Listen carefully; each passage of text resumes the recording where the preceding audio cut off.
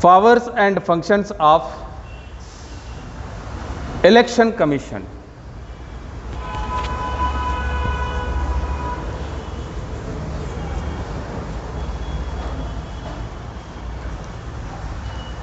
The Election Commission of India, it functioning without any interferences of legislature and executive.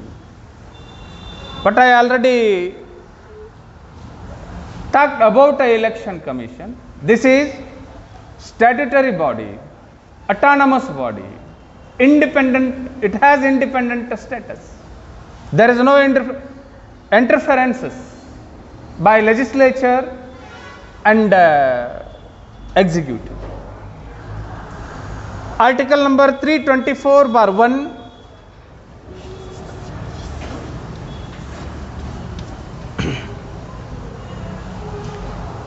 it clears the powers and functions of Election Commission. The first function of Election Commission is prepare electoral roll and periodical revisions. This is first function. Second one, it holds election to Parliament and state legislature and office of President and Vice President. Third one, according to 1950 and 51 Representation Act,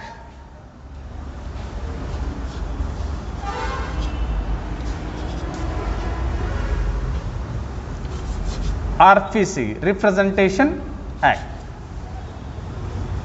RPA.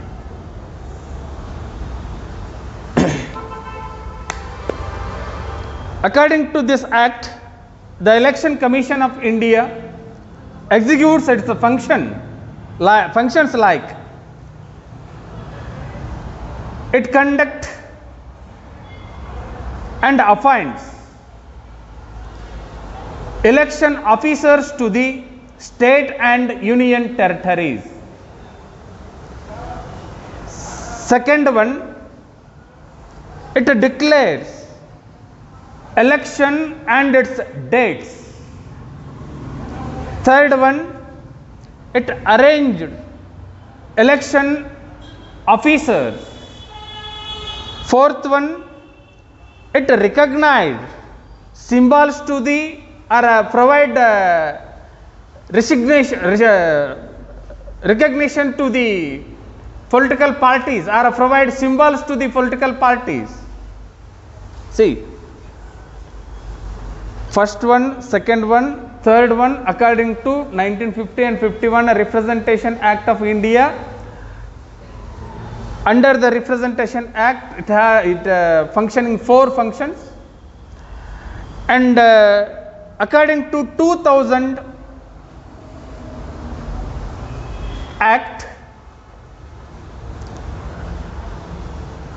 it authorized authentication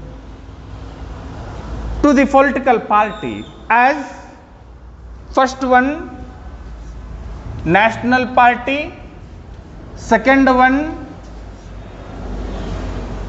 regional parties,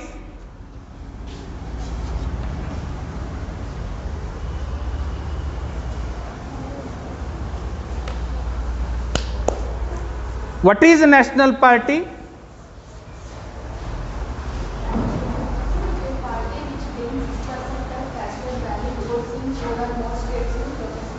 Very good. What is national party?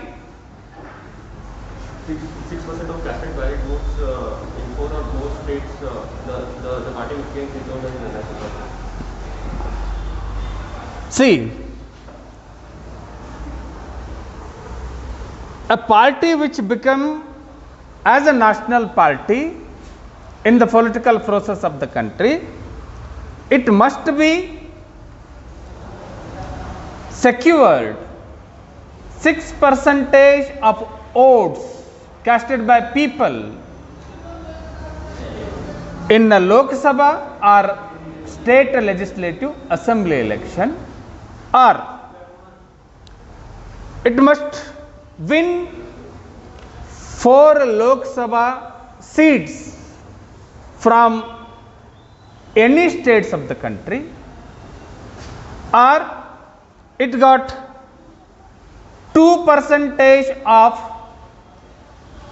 seats from any 3 states. This is must and should a political party become a national party. Okay.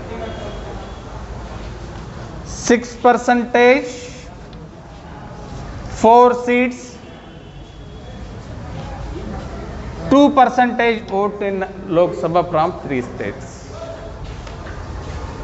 This is a condition to the national party.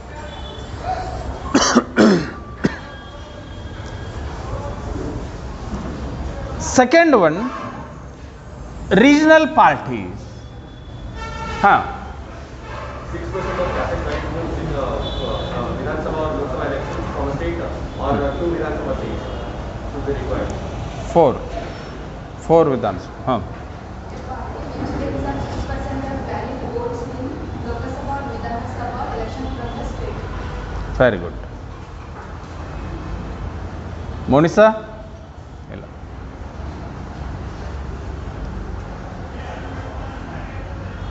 Deshpande?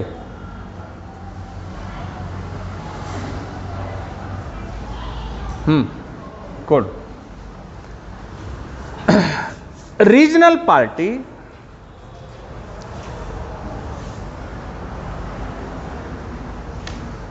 a political party which is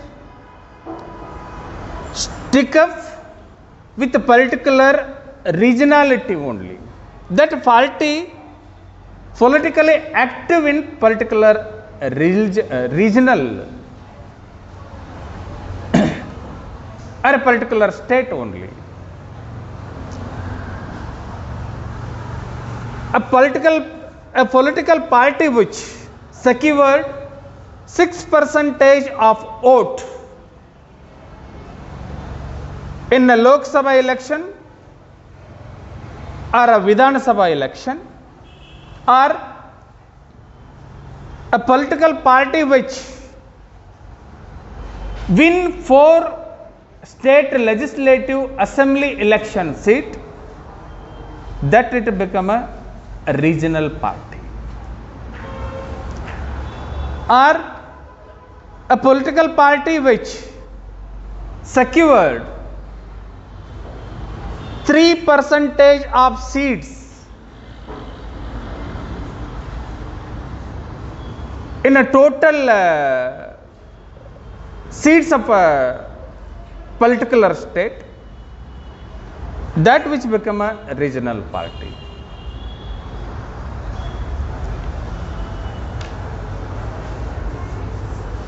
And next one, fifth one, a fifth function, the election commission, when the time of disqualification of representatives, both parliamentary and state legislature assembly, when the time it suggests to the president and governor of the state regarding disqualification conditions. Sixth one,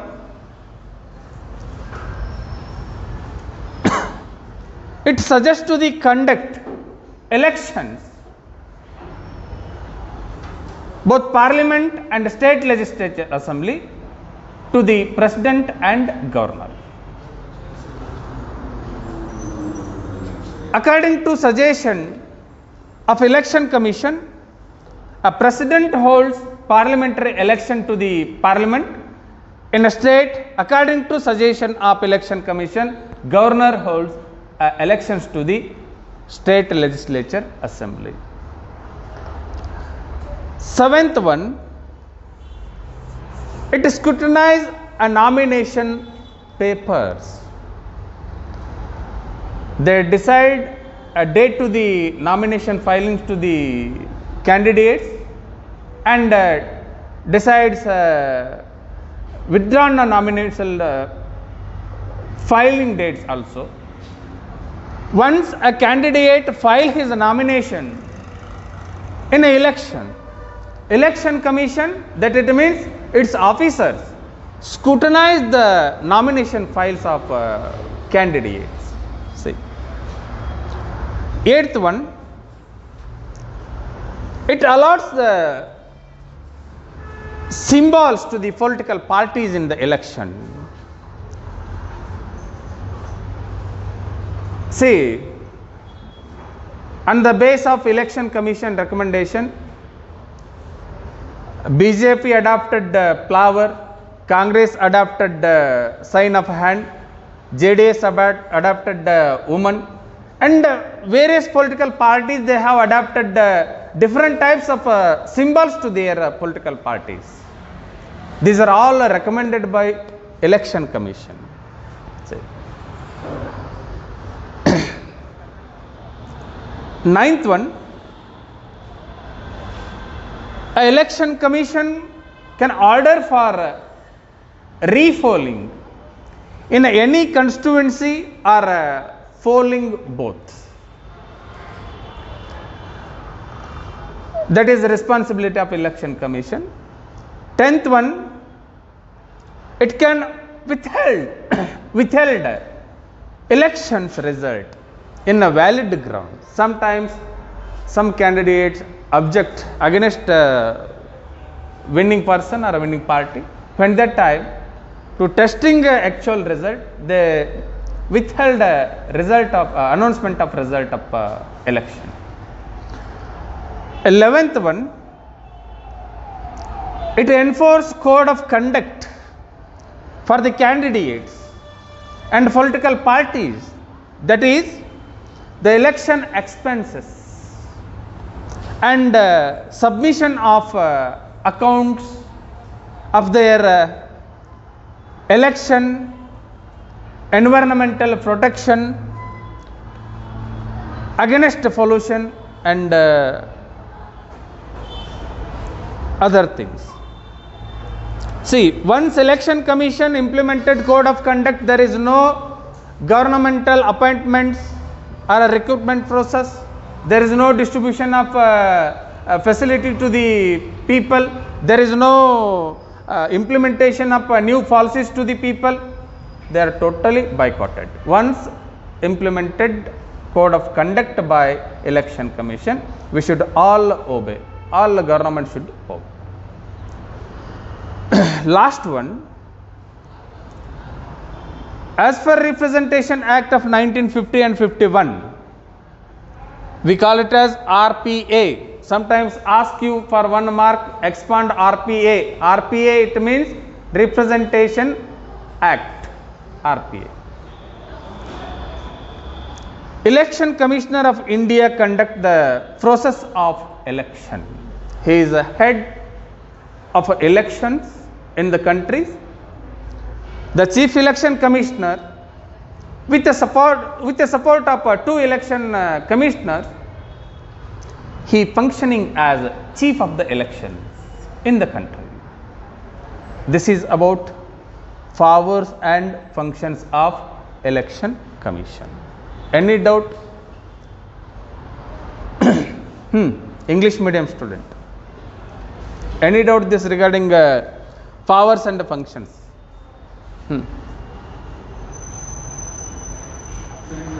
parties, if they get at least success in 3 constituencies, then it's okay for them. At least success in the 3 constituencies, if the national party did, then it's also recognized as Regional party only. That it stick up only particular regionality. Take for example, here in Tamil Nadu, DMK, AIDMK, they are regional party. See, they are not crossed their state.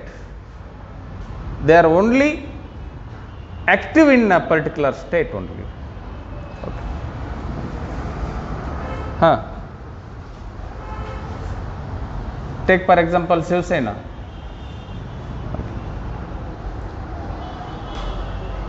Okay, Kannadador.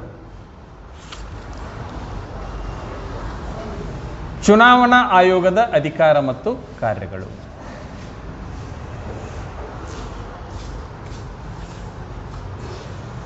ಚುನಾವಣಾ ಆಯೋಗ ನಾನು ನಿನ್ನೆಯ ಅವಧಿಯಲ್ಲಿ ಹೇಳಿದ ಹಾಗೆ ಇದು ಸ್ವತಂತ್ರ ಸ್ವಾಯತ್ತವಾದಂತಹ ಸಂಸ್ಥೆ. ಇದರಲ್ಲಿ ಶಾಸಕಾಂಗ ಕಾರ್ಯಾಂಗದ ಹಸ್ತಕ್ಷೇಪ ನಡೆಯುವುದಿಲ್ಲ. ಇದು ಸ್ವತಂತ್ರವಾಗಿ ಕಾರ್ಯವನ್ನು ನಿರ್ವಹಣೆ ಮಾಡುವ ಸಂಸ್ಥೆ. ಅದು ಚುನಾವಣಾ ಆಯೋಗ. ಅದರ ಅಧಿಕಾರ ಮತ್ತು ಕಾರ್ಯಗಳು ಏನು ಅಂತ ಹೇಳಿ ಕೇಳಿದರೆ, ಸಂವಿಧಾನದ 324(1) ವಿಧಿಯ ಪ್ರಕಾರ ಅಥವಾ ಕಲಮಿನ ಪ್ರಕಾರ ಚುನಾವಣಾ ಆಯೋಗ ಯಾವ ಅಧಿಕಾರ ಕಾರ್ಯಗಳನ್ನು ಚಲಾವಣೆ ಮಾಡುತ್ತೆ ಅಂತ ಹೇಳಿ ಕೇಳಿದರೆ, ಮತದಾರರ ಪಟ್ಟಿಯನ್ನು ತಯಾರು ಮಾಡುವ ಕೆಲಸ ಚುನಾವಣಾ ಆಯೋಗದ್ದು ಮತ್ತು ಕಾಲಕಾಲಕ್ಕೆ ಆ ಮತದಾರರ ಪಟ್ಟಿಯನ್ನು ಪರಿಷ್ಕರಣೆ ಮಾಡಿ ಸತ್ತವರನ್ನು ತೆಗೆದುಹಾಕುವುದು ಮತ್ತು ವಯಸ್ಸಿಗೆ ಬಂದವರನ್ನು ಅದರೊಳಗೆ ಸೇರಿಸುವುದು. ಈ ಕೆಲಸವನ್ನು ಯಾವುದು ಮಾಡುತ್ತೆ? ಚುನಾವಣಾ ಆಯೋಗ ಮಾಡುತ್ತೆ. ವಯಸ್ಸಿಗೆ ಬಂದವರು ಅಂದ್ರೆ ಏನು? 18 ವರ್ಷ ಆದವರು, ಅವರು ಮತದಾರರು. ಮತ್ತು ವಯಸ್ಸಿಗೆ ಬಂದವರು ಅಂದ್ರೆ ಮತ್ತೆ ಹಂಗೆ ಬೇರೆ ಅಲ್ಲದು. ಇದು ಒಂದನೇ ಕೆಲಸ. ಎರಡನೆಯ ಮುಖ್ಯ ಕೆಲಸ, ಚುನಾವಣಾ ಆಯೋಗ ಭಾರತದ ಸಂಸತ್ತಿಗೆ ಮತ್ತು ರಾಜ್ಯ ವಿಧಾನಸಭೆಗಳಿಗೆ, ವಿಧಾನ ಪರಿಷತ್ತಿಗೆ ರಾಷ್ಟ್ರಪತಿ, ಉಪರಾಷ್ಟ್ರಪತಿ ಇವರ ಚುನಾವಣೆಗಳನ್ನು ನಿರ್ವಹಣೆ ಮಾಡುವುದು, ಅದಕ್ಕೆ ಮಾರ್ಗದರ್ಶನ ಮಾಡುವುದು, ಇದು ಚುನಾವಣಾ ಆಯೋಗದ ಎರಡನೆಯ ಕೆಲಸ. ನೆನಪಿಟ್ಕೊಳ್ಬೇಕು ಚೆನ್ನಾಗಿ. ಮೂರನೆಯದ್ದು 1950-51 ಪ್ರಜಾಪ್ರತಿನಿಧಿ ಕಾಯ್ದೆಯ ಪ್ರಕಾರ, ಬರ್ಕೊಳ್ರಿ ಕನ್ನಡದವರು, 1950-51 ಪ್ರಜಾಪ್ರತಿನಿಧಿ ಕಾಯ್ದೆಯ ಪ್ರಕಾರ, ರಿಪ್ರೆಸೆಂಟೇಷನ್ ಆ್ಯಕ್ಟ್ ಅಂತ ಹೇಳಿದ್ನೆಲ್ಲ, ಹಂಗಂದ್ರೆ ಕನ್ನಡದೊಳಗೆ ಪ್ರಜಾಪ್ರತಿನಿಧಿ ಕಾಯ್ದೆ ಅಂತ ಹೇಳಂತಂದಂಗೆ. ನೀವು ಕನ್ನಡದವರಿಗೆ RPA ಅನ್ನು ಅಥವಾ RPA ವಿಸ್ತೃತ ರೂಪ ಬರೀರಿ ಅಂತಂದ್ರೆ, ಕನ್ನಡದವ್ರಿಗೆ ಇಂಗ್ಲೀಷ್ನೊಳಗೆ ರಿಪ್ರೆಸೆಂಟೇಷನ್ ಆ್ಯಕ್ಟ್ ಅಂತ ಹೇಳಿ ಬರೆಯಕ್ಕೆ ಬಂದ್ರೆ ಬರೀರಿ, ಇಲ್ಲ ಅಂತಂದ್ರೆ ಕನ್ನಡದೊಳಗೆ ಪ್ರಜಾಪ್ರತಿನಿಧಿ ಕಾಯ್ದೆ ಅಂತ ಹೇಳಿ ಬರೆದ್ರು ಸಹಿತ ಸರಿ. ಅರ್ಥ ಆಯ್ತಾ? ಇದರ ಪ್ರಕಾರ ಚುನಾವಣಾ ಆಯೋಗ ಏನು ಕಾರ್ಯವನ್ನು ಮಾಡುತ್ತೆ ಅಂತ ಕೇಳಿದ್ರೆ, ಒಂದನೆಯದ್ದು, ರಾಜ್ಯ ಮತ್ತು ಕೇಂದ್ರಾಡಳಿತ ಪ್ರದೇಶಗಳ ಚುನಾವಣೆಗೆ ಚುನಾವಣಾ ಅಧಿಕಾರಿಗಳನ್ನು ನೇಮಕ ಮಾಡುತ್ತೆ. ಚುನಾವಣೆ ನಡೆಸಕ್ಕೆ ಬೇಕಲ್ಲ, ಅಧಿಕಾರಿಗಳು ಬೇಕಲ್ಲ, ಆ ಅಧಿಕಾರಿಗಳನ್ನು ನೇಮಕ ಮಾಡ್ತಾರೆ. ಎರಡನೆಯದ್ದು, ದೇಶದಲ್ಲಿ ಚುನಾವಣೆಯನ್ನು ಘೋಷಣೆ ಮಾಡುವ, ಅದರ ದಿನಾಂಕವನ್ನು ಪ್ರಕಟ ಮಾಡುವ ಅಧಿಕಾರ ಅದು ಚುನಾವಣಾ ಆಯೋಗಕ್ಕೆ ಮಾತ್ರ ಇರತಕ್ಕಂಥದ್ದು. ಅದುವೇ ಪ್ರಕಟ ಮಾಡುತ್ತೆ, ದಿನಾಂಕವನ್ನು ಘೋಷಣೆ ಮಾಡುತ್ತೆ. ಮೂರನೆಯದ್ದು, ಚುನಾವಣಾ ಸಿಬ್ಬಂದಿಯ ಪೂರೈಕೆಯ ಕಾರ್ಯವನ್ನು ಚುನಾವಣಾ ಆಯೋಗ ಮಾಡುತ್ತೆ. ಚುನಾವಣೆ ನಡೆಸಬೇಕಂತಂದ್ರೆ ನೋಡ್ರಿ, ಇಲ್ಲ ಅಲ್ಲಿ first polling officer, that is highest position in a polling booth. Polling officer ಇರ್ತಾನೆ, ಅವನ ಕೆಳಗೆ ಮತ್ತು PROಗಳು ಇರ್ತಾರೆ, ಪ್ರಿಸೈಡಿಂಗ್ ಆಫೀಸರ್ಗಳು ಇರ್ತಾರೆ. ಅವ್ರ ಕೆಳಗೆ ಮತ್ತು ಈ ಬ್ಯಾಲೆಟ್ ಪೇಪರ್ ಕೊಡೋರು, ಮಸಿ ಹಚ್ಚೋರು, ಸಹಿ ಮಾಡಿಸ್ಕೊಳ್ಳೋರು, ಕನ್ನಡ ಶಾಲೆ ಟೀಚರು ಮತ್ತು ಕ್ಲರ್ಕಲಿ ಪೋಸ್ಟು ಇವೆಲ್ಲ ಇರ್ತಾವೆ. ನೋಡ್ರಿ ಇಲ್ಲ, ನೀವು ಇನ್ನೂ ಹೋಗಿಲ್ಲ ಎಲೆಕ್ಷನ್ಗೆ. ಯಾರಾದರೂ ಹೋಗಿರನ ಎಲೆಕ್ಷನಿಗೆ ಓಟ್ ಹಾಕಕ್ಕೆ? ಯಾರು ಹೋಗಿಲ್ಲ? ಮುಂದಿನ ಸಾರಿ ಹೋಗ್ತೀರಿ ಎಲ್ಲರೂ. ಈ ಎಲ್ಲ ಸಿಬ್ಬಂದಿಯನ್ನು ಪೂರೈಕೆ ಮಾಡುವ ಜವಾಬ್ದಾರಿ ಯಾರ್ದು ಅಂತಂದರೆ ಚುನಾವಣಾ ಆಯೋಗ. ನಾಲ್ಕನೆಯದ್ದು, ಈ ಚುನಾವಣೆಯಲ್ಲಿ ರಾಜಕೀಯ ಪಕ್ಷಗಳು ಅದಾವು, ಅವು ಸ್ಪರ್ಧೆಯನ್ನು ಮಾಡ್ತಾವೆ. ಈಗ ಕಾಂಗ್ರೆಸ್ ಪಕ್ಷ ಅಂತ ಹೇಳೈತಿ, ಭಾರತೀಯ ಜನತಾ ಪಕ್ಷ ಅಂತ ಹೇಳೈತಿ, ಜಾತ್ಯತೀತ ಜನತಾದಳ ಅಂತ ಹೇಳೈತಿ, ಶಿವಸೇನೆ ಅಂತ ಹೇಳೈತಿ. ಹಿಂಗೆ ಪಕ್ಷಗಳಿಗೆ ಚಿಹ್ನೆಯನ್ನು ಕೊಡುವುದು, ಸಿಂಬಾಲ್ಸ್ ಅಂತ ಹೇಳಿ ಕರಿತಿರಲ್ಲ. ಈಗ BJPಗೆ ಕಮಲದ ಹೂ ಕೊಟ್ಟಾರ, ಕಾಂಗ್ರೆಸ್ಸಿಗೆ ಹಸ್ತದ ಗುರುತನ್ನು ಕೊಟ್ಟಾರ, ಜಾತ್ಯತೀತ ಜನತಾದಳಕ್ಕೆ ತೆನೆ ಹೊತ್ತ ಮಹಿಳೆಯ ಗುರುತನ್ನು ಕೊಟ್ಟಾರ. ಈ ಚಿಹ್ನೆಯನ್ನು ಕೊಡುವ ಕಾರ್ಯ ಯಾರ್ದು ಅಂತಂದರೆ, ಅಧಿಕಾರ ಇದ್ದದ್ದು ಯಾರ್ದು ಅಂತಂದರೆ ಚುನಾವಣಾ ಆಯೋಗದ್ದು. ಅವರೇ ಕೊಡಬೇಕು. ನಮ್ಮ ಮನಸ್ಸಿಗೆ ಬಂದಂತಹ ಚಿಹ್ನೆಗಳನ್ನು ನಾವು ನಮ್ಮ ಪಕ್ಷಕ್ಕೆ ಇಟ್ಕೊಳ್ಳೋಕೆ ಬರೋದಿಲ್ಲ. ಹಾಗಾಗಿದ್ರೆ ಭಾಳ ಚಂದ ಚಿಹ್ನೆಗಳನ್ನು ಇಟ್ಕೊಂಡಿದ್ರು ರಾಜಕೀಯ ಪಕ್ಷದವರು. ಹಾಗೆಲ್ಲ ಬರೋದಿಲ್ಲ. ಚುನಾವಣಾ ಆಯೋಗದ ತೀರ್ಮಾನವೇ ಅಂತಿಮ, ತೀರ್ಪೇ ಅಂತಿಮ. ಇದಕ್ಕಿಂತಲೂ ಮುಖ್ಯವಾಗಿ ನೋಡ್ರಿ, ಇವು ನ್ಯಾಷನಲ್ ಪಾರ್ಟಿ ನಾನು ಮಾತಾಡಿದ್ದೀಗ, ರೀಜನಲ್ ಪಾರ್ಟಿಯ ಸಿಂಬಲ್ಗಳು ಬೇರೆ ಇರ್ತಾವೆ. ಅದಕ್ಕಿಂತಲೂ ಮುಖ್ಯವಾಗಿ ಗ್ರಾಮ ಪಂಚಾಯತ್ ಚುನಾವಣೆಯಲ್ಲಿ ದಟ್ ಈಸ್ ಪಾರ್ಟಿಲೆಸ್ ಎಲೆಕ್ಷನ್. ಆ್ಯಕ್ಚುಲಿ ಗ್ರಾಮ ಪಂಚಾಯತ್ ಅದು ಪಕ್ಷಾತೀತ ಚುನಾವಣೆ. ಅಲ್ಲಿ ಯಾವುದೇ ರಾಷ್ಟ್ರೀಯ ಪಕ್ಷದ ಅಡಿಯಲ್ಲಿ ಚುನಾವಣೆಗೆ ಸ್ಪರ್ಧೆಯನ್ನು ಮಾಡಲಿಕ್ಕೆ ಬರುವುದಿಲ್ಲ. ಅವ್ರಿಗೇನು ಕೊಟ್ಟಿರ್ತಾರೆ? ಟ್ರ್ಯಾಕ್ಟರ್ ಕೊಟ್ಟಿರ್ತಾರೆ, ಫ್ಯಾನ್ ಕೊಟ್ಟಿರ್ತಾರೆ, ತೆಂಗಿನ ಮರ ಕೊಟ್ಟಿರ್ತಾರೆ, ಕಪ್ ಟೀ ಕುಡಿಯೋ ಕಪ್ ಕೊಟ್ಟಿರ್ತಾರೆ. ಇವನು ಯಾರು ನಿರ್ಧಾರ ಮಾಡಿರ್ತಾರಂತಂದ್ರೆ ಚುನಾವಣಾ ಆಯೋಗವೇ ಇದನ್ನು ನಿರ್ಧಾರ ಮಾಡುತ್ತೆ. ಒಬ್ಬ ವ್ಯಕ್ತಿ ಯಾರಾದರೂ ಚಾ ಭಾಳ ಕುಡಿತೀನಿ ರೀ, ನಮಗೆ ಕಪ್ಪು ಬಸ್ ಇರಲ್ರಿ, ಹಂಗೆ ಬರೋದಿಲ್ಲ, ಹಂಗೆ ಮಾತಾಡಕ್ಕೆ ಬರೋದಿಲ್ಲ. ಹಂಗೆ ಚುನಾವಣಾ ಆಯೋಗ ನಿಮಗೆ ಕೊಟ್ಟಂತಹ ಚಿಹ್ನೆಯ ಮೇಲೆ ನೀವು ಚುನಾವಣೆಯನ್ನು ಎದುರಿಸಬೇಕು. ಇದು 4ನೇದ್ದು. ಇದರೊಳಗೆ 3ನೇ ಮುಖ್ಯ ಅಂಶ 1950 ಮತ್ತು 51 ಪ್ರಜಾಪ್ರತಿನಿಧಿ ಕಾಯ್ದೆಯ ಪ್ರಕಾರ ಚುನಾವಣಾ ಆಯೋಗ ನಿರ್ವಹಿಸಬೇಕಾದಂತಹ ಈ 4 ಕಾರ್ಯಗಳು. ಇನ್ನು 4ನೆಯ ಮುಖ್ಯ ಕಾರ್ಯ ಏನು ಅಂತಂದರೆ 2000 ಕಾಯ್ದೆಯ ಪ್ರಕಾರ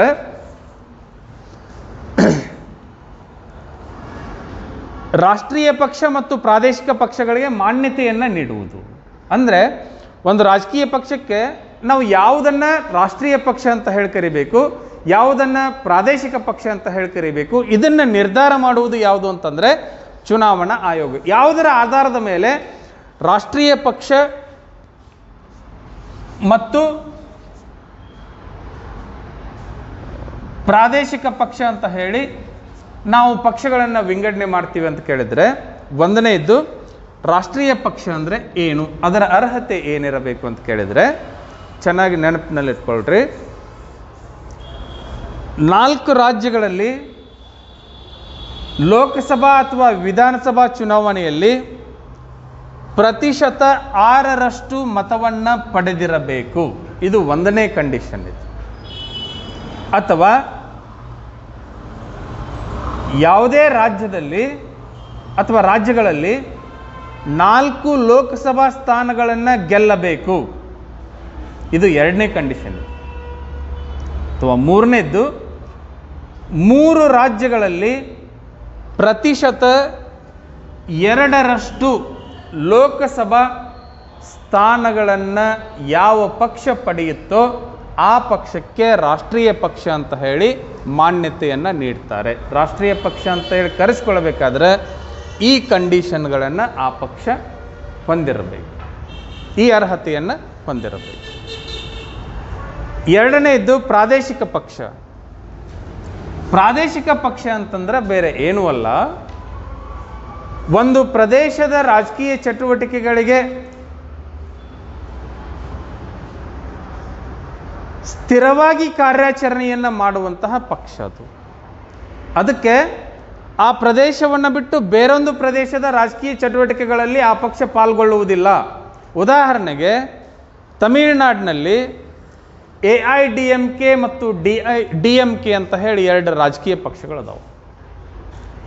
AIDMK ಅಂತಂದರೆ ಅದು ನೆಕ್ಸ್ಟ್ ಬರ್ತೈತೆ, ಆ ಪಕ್ಷಗಳ ಬಗ್ಗೆ ಮತ್ತೆ ಅವಾಗ ಹೇಳ್ತೀನಂತ. ಈಗ ಸುಮ್ಮನೆ ಇದು ಚುನಾವಣಾ ಆಯೋಗದ ಕಾರ್ಯಗಳ ಬಗ್ಗೆ ಹೇಳಬೇಕಷ್ಟೇ ನಾನು. ಆಲ್ ಇಂಡಿಯಾ ಮಣ್ಣೇತ್ರ ಕಜಗಂ ಅಂತ ಹೇಳಿ, DMK ಅಂತಂದರೆ ದ್ರಾವಿಡ ಮಣ್ಣೇತ್ರ ಕಜಗಂ ಅಂತ ಹೇಳಿ, ಇವು ರಾಜಕೀಯ ಪಕ್ಷಗಳು, ಇವು ಪ್ರಾದೇಶಿಕ ಪಕ್ಷಗಳು. ತಮಿಳುನಾಡು ರಾಜಕೀಯ ಚಟುವಟಿಕೆಯನ್ನು ಬಿಟ್ಟು ಇವು ಬೇರೆ ಕಡೆಗೆ, ಮತ್ತು ಕರ್ನಾಟಕದೊಳಗೆ ಇವ್ರು ಯಾರೂ ಎಲೆಕ್ಷನ್ ಕಂಟೆಸ್ಟ್ ಮಾಡಿಲ್ಲ. ಶಿವಸೇನೆ ಐತಿ ಈಗ ಮಹಾರಾಷ್ಟ್ರದೊಳಗೆ, ಅದು ಆ ಪ್ರದೇಶಕ್ಕೆ ಸೀಮಿತವಾಗೈತಿ. JMM ಅಂತ ಹೇಳಿ ಐತಿ, ಜಾರ್ಖಂಡ್ ಮುಕ್ತಿ ಮೋರ್ಚಾ ಅಂತ ಹೇಳಿ ಜಾರ್ಖಂಡದೊಳಗೆ, ಅದು ಆ ಪ್ರದೇಶಕ್ಕೆ ಸೀಮಿತ. ಇಲ್ಲಿ ಕರ್ನಾಟಕದೊಳಗೆ ಕನ್ನಡ ನಾಡು ಪಕ್ಷ ಅಂತ ಹೇಳಿ ಕಟ್ಟಿದ್ರು, ವಿಜಯ್ ಸಂಕೇಶ್ವರ್, ಅವೆಲ್ಲ ಪ್ರಾದೇಶಿಕ ಪಕ್ಷ ಆಗ್ತಾವೆ. BSR ಪಾರ್ಟಿ ಶ್ರೀರಾಮುಲು ಕಟ್ಟಿದ್ದಲ್ಲ, ಅವ್ರು ಗೆಲ್ಲಿಲ್ಲ ಮತ್ತು ಬೇರೆ ಅಂಥವೆಲ್ಲವೂ ಏನಾದರೂ ರಾಜಕೀಯವಾಗಿ ಚಟುವಟಿಕೆಯಲ್ಲಿ ಪಾಲ್ಗೊಂಡಿದ್ರೆ ಅಥವಾ ರಾಜಕೀಯವಾಗಿ ಅವು ತಮ್ಮ ಕಾರ್ಯವನ್ನು ನಿಭಾಯಿಸ್ತಿದ್ರೆ ಅವು ರಾಜಕೀಯ ಪಕ್ಷಗಳಾಗ್ತವೆ. ಈಗ ಯಡಿಯೂರಪ್ಪ ಕಳೆದ ಲೋಕಸಭಾ ಚುನಾವಣೆಯಲ್ಲಿ BJP ಬಿಟ್ಟು ಹೊರಗಡೆ ಬಂದಿದ್ದ, KJP ಕಟ್ಟಿದ್ದ, ಕರ್ನಾಟಕ ಜನತಾ ಪಕ್ಷ ಅಂತ ಹೇಳಿ. ಅದೇನಾದರೂ ರಾಜಕೀಯವಾಗಿ ಮುಂದುವರೆದಿದ್ದರೆ ಆ ಪಕ್ಷ ಪ್ರಾದೇಶಿಕ ಪಕ್ಷವಾಗ್ತಿತ್ತು. ಯಾಕಂದರೆ KJP ಅದು ಕರ್ನಾಟಕಕ್ಕೆ ಮಾತ್ರ ಸಂಬಂಧಪಟ್ಟಿರ್ತಿತ್ತು. ಆದರೆ ಅವರು ಮತ್ತೆ ಅದನ್ನು ಮರ್ಜ್ ಮಾಡಿದರು BJP ಒಳಗೆ, ಮತ್ತು BJP ಒಳಗನ್ನ ಗುರುತಿಸ್ಕೊಂಡ್ರು. ಅವೆಲ್ಲ ಪ್ರಾದೇಶಿಕ ಪಕ್ಷವಾಗಲಿಲ್ಲ. ನೋಡಿ, ಪ್ರಾದೇಶಿಕ ಪಕ್ಷ ಅಂತಂದರೆ ಒಂದು ರಾಜ್ಯದಲ್ಲಿ ಲೋಕಸಭಾ ಅಥವಾ ವಿಧಾನಸಭಾ ಚುನಾವಣೆಯಲ್ಲಿ 6% ಮತವನ್ನು ಪಡೆದಂತಹ ಪಕ್ಷ ಪ್ರಾದೇಶಿಕ ಪಕ್ಷವಾಗುತ್ತೆ. ಅರ್ಥ ಆಯ್ತು? ಇಲ್ಲಿ ಹೇಳಿದ್ದು ಏನು ಹೇಳಿದೆ? 4 ರಾಜ್ಯಗಳಲ್ಲಿ ಅಂತಂದೇನೆ. Just to see the difference between national and regional parties. 4 ರಾಜ್ಯಗಳಲ್ಲಿ ಅಂತಂದೇನೆ. ಇಲ್ಲೇನಂದೆ, ಒಂದೇ ರಾಜ್ಯದಲ್ಲಿ 6% ಮತ ಅಂತಂದೇನೆ.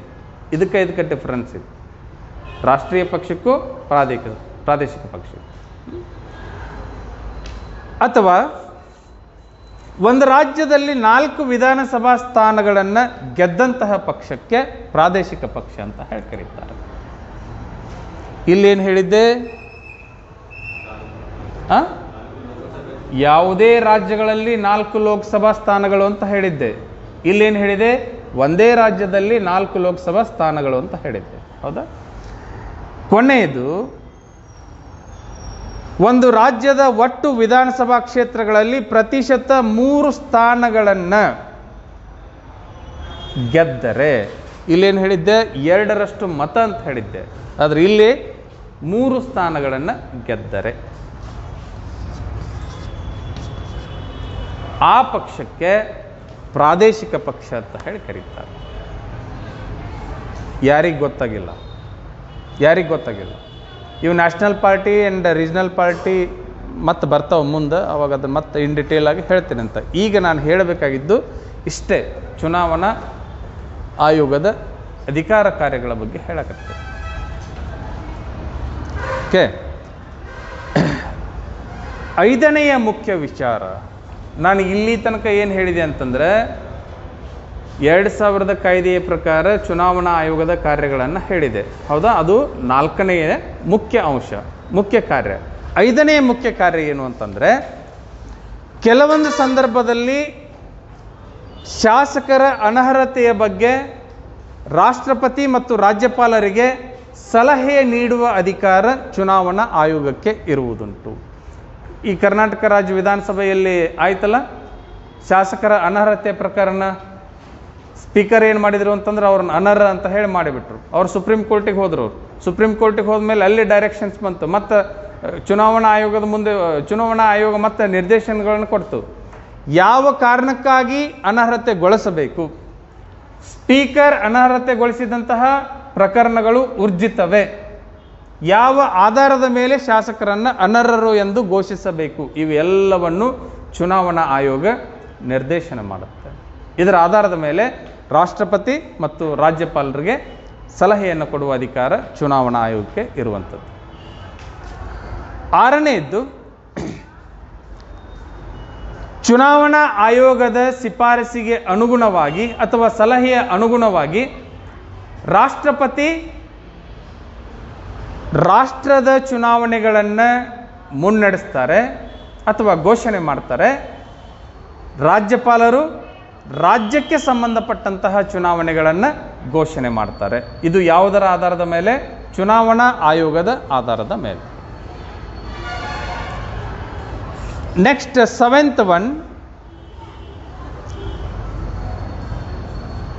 ನಾಮಪತ್ರ ಪರಿಶೀಲನೆ. ಇದು ಚುನಾವಣಾ ಆಯೋಗದ ಕೆಲಸ. ಚುನಾವಣೆ ದಿನಾಂಕ ಪ್ರಕಟ ಆದ ಮೇಲೆ ನಾಮಪತ್ರ ಸಲ್ಲಿಸಲಿಕ್ಕೆ ಇಂತಿಷ್ಟು ದಿನ ಅಂತ ಹೇಳಿ ಟೈಮಿಂಗ್ ಕೊಟ್ಟಿರ್ತಾರೆ. ಚುನಾವಣೆಗೆ ಸ್ಪರ್ಧೆ ಮಾಡುವಂತಹ ಅಭ್ಯರ್ಥಿಗಳು ತಮ್ಮ ಎಲ್ಲ ವಿವರದ ನಾಮಪತ್ರವನ್ನು ಚುನಾವಣಾ ಆಯೋಗಕ್ಕೆ ಸಲ್ಲಿಕೆ ಮಾಡ್ತಾರೆ. ಸಲ್ಲಿಕೆ ಮಾಡಿದ ಮೇಲೆ ಅವ್ರು ಹೆಂಗೆ ಸಲ್ಲಿಕೆ ಮಾಡ್ಯಾರ ಹಂಗೆ ಸ್ವೀಕಾರ ಮಾಡುವುದಿಲ್ಲ. ಇದು ಸರಿನೋ ತಪ್ಪೋ ಇದು ಎಲ್ಲ ವಿಚಾರಗಳನ್ನು ಪರಿಷ್ಕರಣೆ ಮಾಡಿ ವಿಶ್ಲೇಷಣೆ ಮಾಡಿ ಆ ನಾಮಿನೇಷನ್ ಅಂದರೆ ನಾಮಪತ್ರವನ್ನು ಪರಿಶೀಲನೆ ಮಾಡುವುದು, ಅದು ಚುನಾವಣಾ ಆಯೋಗದ ಕಾರ್ಯ. 8th ಒನ್, ರಾಜಕೀಯ ಪಕ್ಷಗಳಿಗೆ ಚಿಹ್ನೆಗಳನ್ನು ಹಂಚಿಕೆ ಮಾಡುವುದು. ನೋಡ್ರಿ, ಈಗಾಗಲೇ ರಾಷ್ಟ್ರೀಯ ಪಕ್ಷಗಳಿಗೆ ಮತ್ತು ಪ್ರಾದೇಶಿಕ ಪಕ್ಷಗಳಿಗೆ ಚಿಹ್ನೆಗಳನ್ನು ಕೊಟ್ಟಿದ್ದುಂಟು. ಅದಾದ ಮೇಲೆ ಹೊಸದಾಗಿ ಯಾವುದಾದ್ರೂ ರಾಜಕೀಯ ಪಕ್ಷಗಳು ರಾಜಕೀಯ ಅಥವಾ ಚುನಾವಣೆಗೆ ಸ್ಪರ್ಧೆಯನ್ನು ಮಾಡಲಿಚ್ಛಿಸಿದರೆ ಅವರಿಗೆ ಹೊಸ ಚುನಾವಣೆಯ ಚಿಹ್ನೆಗಳನ್ನು ಕೊಡುವುದು, ಇದು ರಾಜಕೀಯ ಪಕ್ಷದ ಕೆಲಸ. ಗ್ರಾಮ ಪಂಚಾಯತ್ ಎಲೆಕ್ಷನ್ಗಳಿಗಂತೂ ರಾಷ್ಟ್ರೀಯ ಪಕ್ಷಗಳು ಪ್ರಾದೇಶಿಕ ಪಕ್ಷಗಳು ಇವುಗಳ ಚಿಹ್ನೆಯ ಅಡಿಯಲ್ಲಿ ಚುನಾವಣೆಯನ್ನು ಎದುರಿಸಲಿಕ್ಕೆ ಅವಕಾಶ ಇಲ್ಲ. ಅದು ಪಕ್ಷಾತೀತವಾದಂತಹ ಚುನಾವಣೆ, ಗ್ರಾಮ ಪಂಚಾಯತ್ ಚುನಾವಣೆ ಅಂತಂದರೆ. ಯಾಕೆ ಹಿಂಗೆ ಮಾಡಿದರು ಅಂತ ಕೇಳಿದರೆ, ಗ್ರಾಮೀಣ ಮಟ್ಟದಿಂದಲೇ ರಾಜಕಾರಣವನ್ನು ಪ್ರಾರಂಭ ಮಾಡಿದರೆ ಬಹುಶಃ ಗ್ರಾಮದಲ್ಲಿ ಬಣಗಳು ನಿರ್ಮಾಣವಾಗಿ ಗ್ರಾಮೀಣ ಸ್ವಾಸ್ಥ್ಯ ಹಾಳಾಗುವುದು ಅಂತ ಹೇಳಿ ತಿಳ್ಕೊಂಡು ಅವರಿಗೆ ರಾಷ್ಟ್ರೀಯ ಪಕ್ಷಗಳ ಅಡಿಯಲ್ಲಿ ಚುನಾವಣೆಗೆ ಸ್ಪರ್ಧೆ ಮಾಡಲಿಕ್ಕೆ ಅವಕಾಶವನ್ನು ಕೊಡಲಿಲ್ಲ. ಅರ್ಥ ಆಯ್ತಾ? 9th one,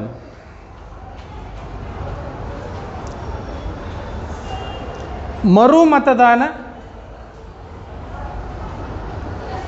ಅಂದರೆ ಒಂದು ಚುನಾವಣಾ ಕ್ಷೇತ್ರಕ್ಕೆ ಇರಬಹುದು ಅಥವಾ ಒಂದು ಮತಗಟ್ಟೆಗೆ ಇರಬಹುದು. ನಾನಾ ಕಾರಣಗಳಿಂದ ಮರು ಮತದಾನಗಳು ಆಗ್ತವೆ. ಯಾವಾಗ ಮರು ಮತದಾನಗಳು ಆಗ್ತವೆ ಹೇಳ್ರಿ ನೋಡೋಣ. ಏನಾದರೂ ಮತದಾರರನ್ನು ಒತ್ತಾಯಪೂರ್ವಕವಾಗಿ ಮತ ಚಲಾವಣೆ ಮಾಡಲಿಕ್ಕೆ ಅವಕಾಶ ಮಾಡಿಕೊಟ್ಟಾಗ, ಅಥವಾ ಈಗ ಇಬ್ಬರು ಕ್ಯಾಂಡಿಡೇಟ್ ಎಲೆಕ್ಷನ್ಗೆ ಪಾರ್ಟಿಸಿಪೇಟ್ ಮಾಡ್ಯಾರ, ಒಬ್ಬವ ಇಲೆಕ್ಷನ್ ನಡಿಬೇಕಾದ್ರೆ ಅವತ್ತೇ ಏನಾತಂತಂದ್ರೆ ಸತ್ತಬಿಟ್ಟ ಅಂತ ತಿಳ್ಕೊಳ್ರಿ. ಇಲೆಕ್ಷನ್ ಫಲಿತಾಂಶ ಬಂದ ಮೇಲೆ ಸತ್ತವನೇ ಗೆದ್ದಿದ್ದ ಅಂದರೆ ಏನು ಮಾಡೋದು? ಸತ್ತ ವ್ಯಕ್ತಿನೇ ಗೆದ್ದಿದ್ದ ಅಂತಂದರೆ ಅವಾಗ ಏನು ಮಾಡೋದು? ಅವಾಗ ಮರು ಚುನಾವಣೆ ನಡೆಸ್ತಾರೆ, ಗೊತ್ತಿರಲಿ. ಏನು ಮಾಡೋಕ್ಕೆ ಬರೋದಿಲ್ಲ, ಯಾಕಂದ್ರೆ ಅವ ಹೋಗಿಬಿಟ್ರೆ ನಾವು ಮತ್ತು ಅವ್ರ ಮನೆಯಾಗ ಯಾರಿಗಾರ ಕೊಡ್ಬೇಕಂದ್ರೆ ಹಂಗಿಲ್ಲ. ಸ್ವತಃ ಪ್ರತ್ಯಕ್ಷವಾಗಿ ಅವರೇ ಚುನಾವಣೆಗೆ ನಿಲ್ಲಬೇಕು. ಅಂಥ ಸಂದರ್ಭದಲ್ಲಿ ಮರು ಚುನಾವಣೆಯನ್ನು ಮಾಡ್ತಾರೆ. ಅಥವಾ ಈ ಚುನಾವಣಾ ಸಂದರ್ಭದಲ್ಲಿ ದೊಂಬಿಗಳಾಗಿ, ಗಲಾಟೆಗಳಾಗಿ, ಅಥವಾ ಪ್ರವಾಹಗಳು ಉಂಟಾಗಿ, ಅಥವಾ ಯಾವುದೇ ಭೂಕಂಪಗಳು ಉಂಟಾಗಿ ಆ ಚುನಾವಣೆ ಆ ದಿನದಂದು ಆ ಸಮಯಕ್ಕೆ ನಡೆಯದೇ ಹೋದಾಗ ಅಂತಹ ಮತಕ್ಷೇತ್ರ ಇರಬಹುದು ಅಥವಾ ಮತಗಟ್ಟೆ ಇರಬಹುದು, ಅವುಗಳಿಗೆ ಮರು ಚುನಾವಣೆಗಳನ್ನು ನಡೆಸ್ತಾರೆ. ಈ ಅಧಿಕಾರ ಚುನಾವಣಾ ಆಯೋಗಕ್ಕೆ ಇರುವಂಥದ್ದು. 10th one,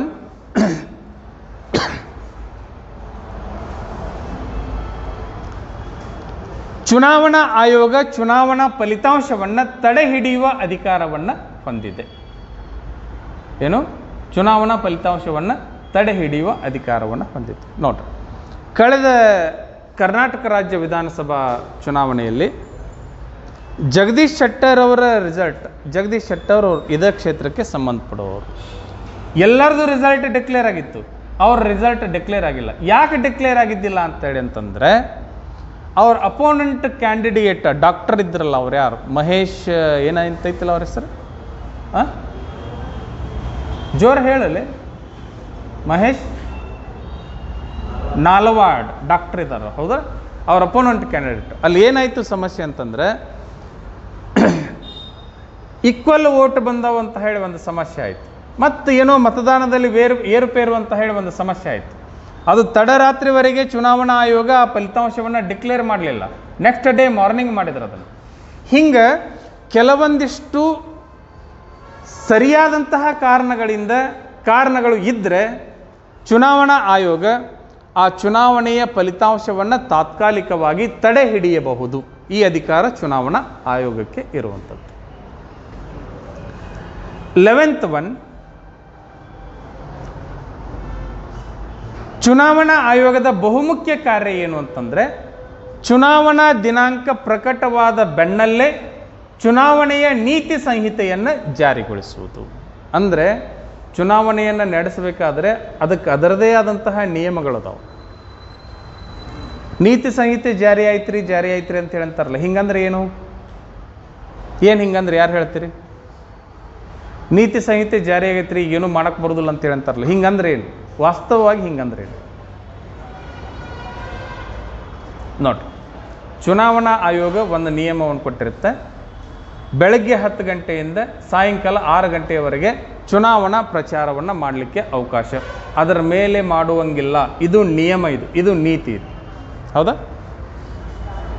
ಚುನಾವಣೆಯಲ್ಲಿ ಯಾವುದೇ ಅಭ್ಯರ್ಥಿ ಇನ್ನೊಬ್ಬರಿಗೆ ಓಲೈಸಿಕೊಳ್ಳೋಗೋಸ್ಕರ ಯಾವುದೇ ವಿಚಾರಗಳನ್ನು ಹಂಚಿಕೆ ಯಾವುದೇ ವಿಚಾರ ಅಂತಂದ್ರೆ ಅರ್ಥ ಆಯ್ತಲ್ಲ, ನೋಟ್ ಹಂಚೋದು, ಇದನ್ನು ಹಂಚೋದು ಮತ್ತು ಬೇರೆ ಅವನ್ನೆಲ್ಲ ಮಾಡುವಂಗಿಲ್ಲ. ಅದು ನೀತಿ ಸಂಹಿತೆಯ ವಿರುದ್ಧವಾದದ್ದು.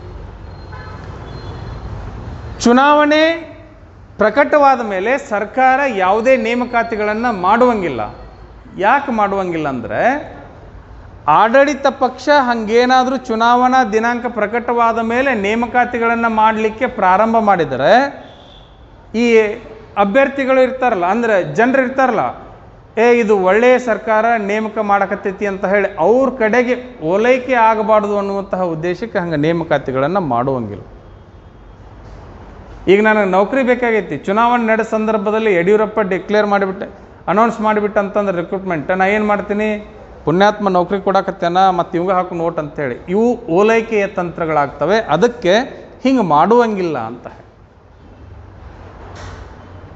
ಹೊಸ ಹೊಸ ಪಾಲಿಸಿಗಳನ್ನು ಮಾಡುವಂಗಿಲ್ಲ. ಅಂದರೆ ಇಲ್ಲಿಯವರೆಗೆ ಜನರಿಗೆ ಮಾಡಬೇಕಾದಂತಹ ಕಾರ್ಯಗಳನ್ನು ಮಾಡದೇ ಇದ್ದಾಗ ಒಮ್ಮೆ ಚುನಾವಣಾ ಸಂದರ್ಭದಲ್ಲಿ ಹೊಸ ವಿಚಾರಗಳನ್ನು ಅಥವಾ ಹೊಸ ಸೌಲಭ್ಯಗಳನ್ನು ನೀಡಲಿಕ್ಕೆ ಅವಕಾಶ ಇಲ್ಲ. ನೋಡಿ, ನೀತಿ ಸಂಹಿತೆಯನ್ನು ಜಾರಿಗೊಳಿಸುವ ಉದ್ದೇಶ ಅದು ಸ್ವಾಸ್ಥ್ಯವಾದಂತಹ ಚುನಾವಣೆಗಳನ್ನು ಏರ್ಪಡಿಸುವ ಉದ್ದೇಶಕ್ಕಾಗಿ, ಆರೋಗ್ಯಯುತವಾದಂತಹ ಚುನಾವಣೆಗಳನ್ನು ಏರ್ಪಡಿಸುವ ಉದ್ದೇಶಕ್ಕಾಗಿ ನೀತಿ ಸಂಹಿತೆಯನ್ನು ಜಾರಿಗೊಳಿಸ್ತಾರೆ. ಕೊನೆಯದು 12ನೇದ್ದು 1950-51 ಪ್ರಜಾಪ್ರತಿನಿಧಿ ಕಾಯ್ದೆಯ ಪ್ರಕಾರ ಭಾರತದ ಚುನಾವಣಾ ಆಯೋಗದ ಮುಖ್ಯ ಚುನಾವಣಾ ಆಯುಕ್ತರು ಇಡೀ ದೇಶದ ಚುನಾವಣೆಗಳನ್ನು ನಡೆಸುವ ಮುಖ್ಯಸ್ಥರಾಗಿರಬೇಕು ಮತ್ತು ಅವರೇ ಆಗಿರ್ತಾರೆ. ಅವರ ಹೆಸರಿನಲ್ಲಿನೇ ಚುನಾವಣೆಗಳು ನಡೆಯತಕ್ಕದ್ದು. ಇದು 12ನೆಯ ವಿಚಾರ. ಇಷ್ಟು ಚುನಾವಣಾ ಆಯೋಗದ ಅಧಿಕಾರ ಮತ್ತು ಕಾರ್ಯಗಳು. ಕನ್ನಡದವರು ಏನು ಗೊತ್ತಾಗಿಲ್ಲ, ಯಾರಿಗೆ ಗೊತ್ತಾಗಿಲ್ಲ ಕೇಳ್ರಿ, ಹೇಳ್ತೀನಿ.